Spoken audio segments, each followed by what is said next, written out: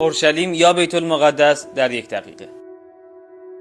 اورشلیم یا همون بیت المقدس یه شهریه با یه تاریخی بیشتر از 3000 سال که تقریباً میشه گفت قلب تپنده 3 تا دین بزرگ ابراهیمیه، یعنی اسلام، مسیحیت و یهودیت. حالا برای یهودی‌ها چرا مهمه؟ چون محل 2 تا از معبدهای مقدسشونه. معبد اول که توسط حضرت سلیمان ساخته شده که بهش میگن هیکل سلیمان، و معبد دوم که بعدتر از اون ساخته شده تا سال 70 میلادی هم پابرجا بود اما نهایتا توسط رومی‌ها ویران شد. حالا دیوار غربی یا همون دیوار ندبه که توی خیلی از عکسای یهودی‌ها می‌بینیمش باقی مانده همون معبد دومه و واسه یهودی‌ها خیلی مقدس و مهمه. حالا برای مسیحی‌ها چرا اورشلیم مهمه؟ چون معتقدن که این شهر محل زندگی، مصلوب شدن و قیام حضرت عیسی بوده. به علاوه کلیسای قیامت که برای مسیحی‌ها خیلی مقدسه هم توی همین شهر واقع شده. و برای مسلمون‌ها چرا مهمه؟ چون مسلمون‌ها به اورشلیم به عنوان محل مسجد الاقصی نگاه می‌کنن، یعنی سومین مسجد مقدس اسلام